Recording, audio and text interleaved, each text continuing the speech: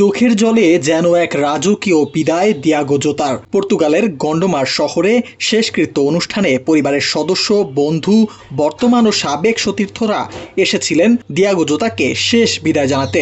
২৮ বছর বয়সী জোতা ২৫ বছর বয়সী আন্দ্রে স্পেনের জামোরার কাছে একটি সড়ক দুর্ঘটনায় বৃহস্পতিবার ভোরে নিহত হন। শুধু তার শহরেই নয়, লিভারপুলের এনফিল্ড স্টেডিয়ামের সামনে শুধুই ফুল, পতাকা বা জার্সি নয়, জমে আছে আবেগ আর শোকের ছাগর।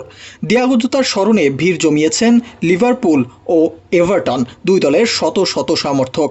ভক্তরা ফুল, জার্সি এবং স্মৃতিচিহ্ন নিয়ে আসেন প্রিয় তারকাকে শেষ বিদায় জানাতে। যেন এক পরিবারের সদস্য হারানো ব্যথা ভাগাভাগি করছে পুরো শহর। এভারটনের পক্ষ থেকেও একটি প্রতিনিধি দল পুষ্পস্তবক অর্পণ করে, যা ফুটবলের জাদুকর জোতার প্রতি সম্মানের নিদর্শন।